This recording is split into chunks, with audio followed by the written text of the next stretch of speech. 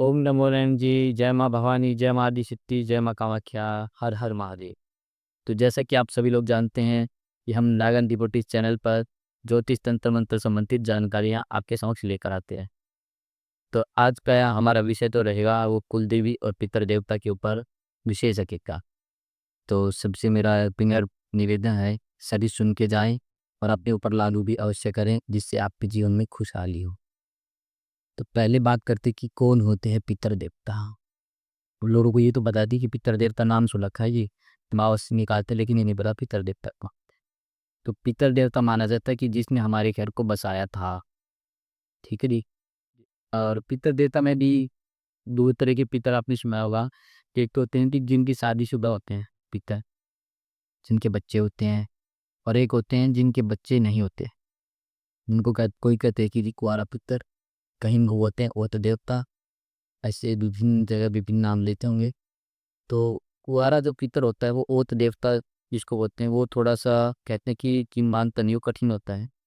ठीक है, इसका कारण क्या है कि जब पहले कम समय जो रहा था उसमें जो कुंवारे रहते थे वो ब्रह्मचर्य में रहते थे, ब्रह्मचारी रहते थे। और ब्रह्मचारी की शक्ति आप सभी लोग जानते ही हैं। ठीक है, और पितर देवता का जो कार्य रहता है वो विशेष क्या रहता है। पितर देवता जो होते हैं आपके घर बरकत के मालिक होते हैं। आपने सुना होगा कि जब घर बरकत की रात जगाई जाती है तो पितरों के भजन गाए जाते हैं। तो पितर जो है हमारे घर के प्रोटेक्टर हैं, हमारे जीवन को एक नई ऊंचाइयों पर लेके जाने वाले हैं। सभी देवी देवताओं को हमसे जोड़ते हैं। हमारे घर का, हमारे कुल का पूरा ब्यौरा उसके पास होता है। अब जब भी आप किसी भक्त, किसी गुरु के पास जाते हो तो आपके पितर ही पूरा ब्यौरा उनको देते हैं। अब बात करते हैं जी कुल देवी की। कुल देवी जो होती है वो आपका जब वंश शुरू होता है ना, जो आपका वंश, तब से पूजा जिसकी चल रही है देवी की होती है आपकी कुल देवी या कुल देवता। आपके जो पितर होते हैं वो एक तरीके के प्रेत भूत ही होते हैं, क्योंकि वो भी एक समय में इंसान योनि में रहते हैं, मनुष्य योनि को ही तो भोग कर वो जाते हैं। तो उनको शक्ति प्राप्त कहाँ से होती है, वो होती है आपकी कुलदेवी। क्योंकि कल को कोई बड़ा तांत्रिक, बड़ा ओझा या कोई बड़ा भक्त आपके घर के ऊपर अटैक करता है, आपके जीवन के ऊपर या आपके किसी घर परिवार के सदस्य के ऊपर किसी भी तरह की क्रिया करता है, तो आपके पितर आपकी कुलदेवी का साथ लेकर उससे शक्ति प्राप्त करके आपकी प्रोटेक्शन करते हैं, आपके घर की प्रोटेक्शन करते हैं। और अगर आपने अपने पितरों को अच्छे से पूजा कर रखी है, आपके देवी देवता अच्छे से हैं, तो वही उस क्रिया को उस सामने वाले इंसान के ऊपर दोबारा चला देते हैं और आपको पता नहीं लगता। हाँ, लेकिन अगर आपके घर में कोई पूजा पाठ करने वाला है तो उसको सौपन मात्र से या फिर पूजा में कुछ आभास के पता लग जाता है कि किसी ने हमारे ऊपर किया था, जो कि हमारे घर के देव देवताओं ने हमें बचा लिया। लेकिन अब ये सब तो लोग मानते नहीं। सब लोगों को जल्दी खाने की चीज़ें ज़्यादा अच्छी लगती है ना, तो वो क्या करते हैं कि किसी की सुनते बड़े हैं। आज के समय में लोग करते नहीं, सुनते बहुत हैं।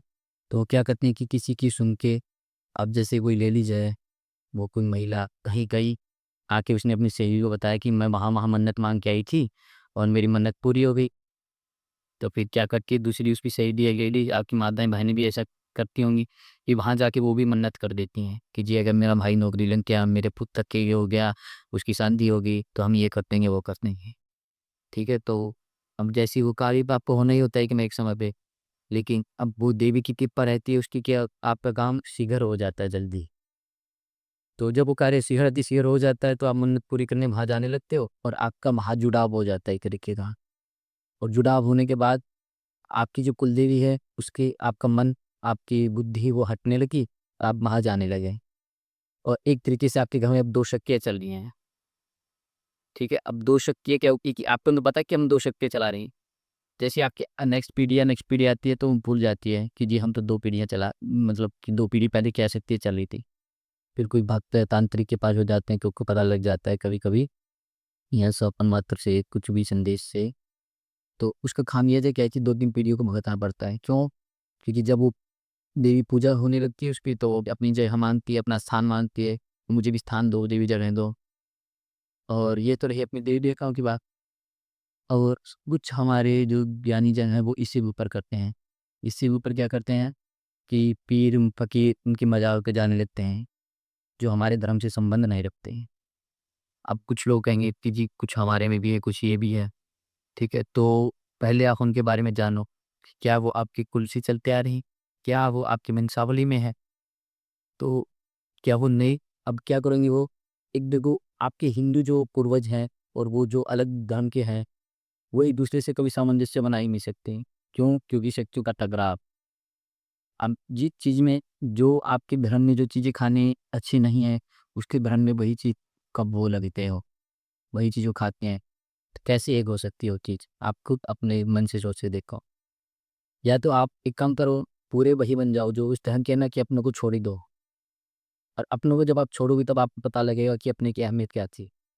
2 साल 3 साल जब आप इनको पूजा कर लोगे ना, उसके बाद कभी देखना अपने आगे आने वाले भविष्य में क्या हो रहा है।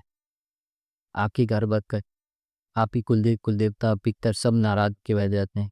बस घर में एकजुट जो आपका, जिसको आप पूज रहे हो ना, आनंद हम वही सारी जगह लेके बैठ जाता है। बस फिर उसी के करते रहो। आप श्राद्ध भी वही खाएगा, अमावस भी वही खाएगा, कुलदेवी की पूजा तो वही खाएगा। और ऐसे धीरे-धीरे आपके पूरे परिवार में लड़ाई, झगड़ा इत्यादि होके आप देखोगे कि 2 बेटे हैं, अलग-अलग होने लग के, उनके घर में फिर लड़ाई झगड़ा, उसके घर में भी लड़ाई झगड़ा, बच्चे कामयाब नहीं हो रहे, ठीक है? बच्चों की पढ़ाइयाँ रुक रही हैं। ये सब चीज़ें आपको फेस करनी पड़ती हैं फिर। और फिर कहीं जाते हो तो समाधान भी नहीं मिलेगा इस चीज़ का, समाधान क्यों नहीं मिलेगा? क्योंकि जो दूसरी शक्तियाँ हैं, आप उन पे इतनी पूजा अनुष्ठान से प्रबल कर देते हो, इतना भूत दे के आप उसको प्रबल कर देते हो कि फिर वो बलिष्ठ हो जाते हैं, तो वो हटते नहीं हैं फिर वो जगह ही माँगते हैं और फिर आपको भी हाथ जोड़ के देनी पड़ती है। तो सबसे विनती यही कि अपने धर्म में रहें, अपनी कुलदेवी, अपने पितरों को पूजा करें, क्योंकि कुलदेवी जो है वो साक्षात दुर्गा का स्वरूप है और पितर जो हैं वो आपके पूर्वज हैं, वो कभी आपका अहित करेंगे ही नहीं, ना आपका अहित चाहेंगे। तो और आपके अलावा उनका कोई है भी नहीं, क्योंकि आपके जो कुल की देवी है, उसको सिर्फ़ आप ही कुल के लोग ही पूजा करेंगे। और आप ही कहीं और चले जाओगे, तो आपकी कुलदेवी तो रुष्ट होगी, क्योंकि ऐसी क्या चीज़ है जो आपकी कुलदेवी नहीं दे सकती? क्या ऐसा कारण है कि आप कहीं और जा रहे हो? आप कभी पूछो अपने आप से, आपका अगर बेटा हो वो कहीं और जाए, तो आपको अच्छा लगेगा? खुद से पूछ के देखो ना, क्या ऐसा है, आप खुद ही सोचो कि क्या ऐसा क्या है जो हम नहीं दे सकते वो दे रहा है? क्योंकि कुलदेवी है, साक्षात माँ दुर्गा का स्वरूप होती है और पितर आपके पूर्वज हैं, कभी आपके पूर्वज आपका अहित नहीं चाहेंगे, तो उनको मनाइए और अपनी कुलदेवी की पूजा कीजिए। यही आज का विषय था। अब इसी विषय में मैं आपको एक उदाहरण भी देता हूँ। आपने देखा होगा कि आस-पास जो भी लोग किसी तांत्रिक भक्त के पास पूछा लेने जाने जाते हैं ना, तो वो बोलता है कि जी घर में कुछ दाने रखो जी, घर में कुछ चीज़ें रखो जी, आपके पितरों का नाम लेके। वो क्यों रखवाता है? ताकि आपके पितर खुश हों और जब आप उसके सामने जाओ, तो वो आपके बारे में सारी जानकारी उनको दे दें, ठीक है? अब ऐसे कई बार हमारे पास भी लोग आते हैं, तो एक बार एक बंदा आया, एक भक्त, उसने कहा जी कि मेरे बारे में मुझे कुछ जानना है, जीवन उथल-पुथल हो रखा है। तो जैसे ही हम उनके बारे में देखते हैं, तो उनके पितर ही इतने क्रोधित रूप में होते हैं कि वो कुछ बताते नहीं हैं। और जब पितर क्रोधित तो रूप में किसी के आते हैं हमारे सामने, या किसी भी भक्त के सामने, जो भक्त अगर देख रहा होगा तो इस चीज़ को ज़रूर जानेगा कि भक्त को भी गुस्सा आने लगता है। क्योंकि वो देखता है कि ये अपने बाप का ही नहीं कर रहे, अपने दादा का ही नहीं कर रही, हमारा कहाँ से एक करेंगे? शक्तियाँ खुद बोलती हैं कि भाई तू जब तेरे बाप दादा का ही नहीं कर रहा, तू तेरी कुलदेवी का ही नहीं कर रहा, तो हमारा कहाँ से करेगा तू? तो इसलिए दिक्कतें शुरू ही वहाँ से होती हैं और ख़त्म भी वहीं होती हैं। तो इसलिए सबसे अनुरोध है कि सद्मार्ग पे चलें, सही मार्ग पे चलें, गलत मार्ग पे भटकाने वाले बहुत लोग मिलेंगे। एक को ढूँढोगे 100 मिलेंगे भटकाने वाले। लेकिन जिन 100 सद्मार्ग पे जाने के लिए 100 ढूँढोगे ना, तो कहीं जाके एक मिलेगा उसमें से। तो आप सबसे विनती यही है कि अपने पितर और कुलदेवी को अवश्य मनाएँ और अपने धर्म को मजबूत करें, अपने सनातन को मजबूत करें। हर हर महादेव, जय भवानी, जय आदिशक्ति।